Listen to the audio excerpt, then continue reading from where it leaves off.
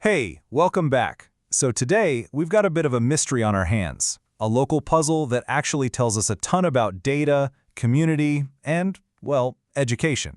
We're going to go looking for a very specific school. So where is Joynagore Primary School? I mean, it sounds like a simple enough question, right? But yeah, not so much.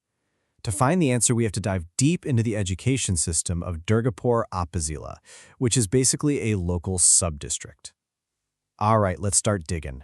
Okay, so this is where it gets weird. The official records, the online stuff, they say there are 130 primary schools up and running in this area. But when you type in Joynagore Primary School, crickets, nothing. It's like a digital ghost. How does a whole school just not show up on the list? Makes you wonder, right? All right, to figure this out, we've got to follow the data trail. So let's break down the numbers behind Durgapur's education system. See what clues pop up. Okay, first, the big picture. We're talking about 130 primary schools operating in this sub-district.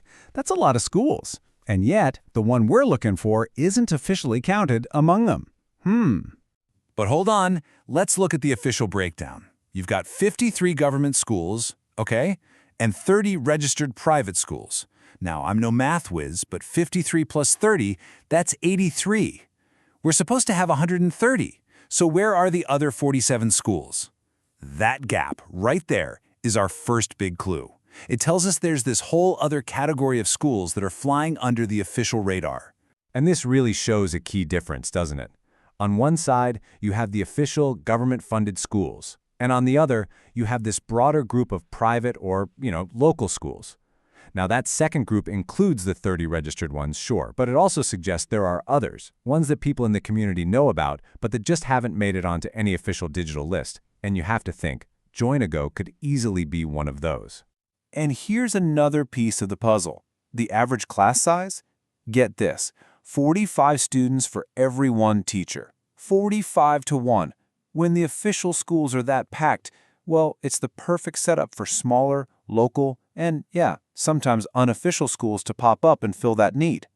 Okay, so let's say our theory is right. Joynagore is probably a local, unregistered school. What does that even look like? To figure that out, we need to build a profile, kind of like a detective. Let's look at the schools we do know about. So a typical official school in Durgapur, it's got a really clear structure. They've usually been around for decades, founded way back when. They have a formal management team, a head teacher, a committee, the whole shebang. And they keep records. That's the gold standard. Let's look at a real-world example. The Char Durgapur Government Primary School. It checks all the boxes. Established? Yep. Managed by the book? You bet. Data-driven? Absolutely. It is everything that our mystery school Joynagore, at least according to the digital records, is not. And that contrast, that's what this is all about. All right, let's zoom out for a second. The story of one missing school, it's often just the tip of the iceberg, a symptom of much bigger things happening in the system. So what's going on in Durgapur that could cause a school to be, off the grid? So there's good news and bad news. On the plus side, the system has real strengths. There's government funding for buildings, and they're really trying to get everything digitized. But then you look at the challenges. Not enough classrooms for all the students, shortages of teachers, especially in remote areas. It's these kinds of pressures that create the perfect storm for a community to say, fine, we'll do it ourselves, and a local unregistered school gets started. And that right there is the heart of it all. Look, digital records are great, they're powerful, but they don't always tell the whole story, do they? There's often a huge gap between the data on a screen and what's actually happening on the ground in a community. Okay, we've followed the clues, we've got the context, and I think we've cracked it. So now for the big finale. How do you actually find this school? Let's solve this thing once and for all. So here's the answer to our puzzle. Joynagore Primary School? It almost certainly exists. It's a real place, a community school that the locals all know about. It just hasn't been officially registered or uploaded into the government's database yet. It's living in that gap we talked about, between the official data and the day-to-day reality. So, what's the next step for someone who really needs to know? Well, here are 3 concrete things you can do. First, Just go straight to the source, the Upazila Education Office. They're the ones who would know. Second, you can check with the local engineering department, the LGED, because they're in charge of the buildings.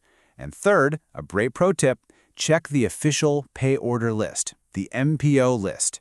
If the school has registered teachers getting paid, their names will be on a list somewhere. And just to make it super easy for you, here are those key contacts again. You've got the Upazila Education Office, the local government engineering department, or LGED, and the official government website for the area.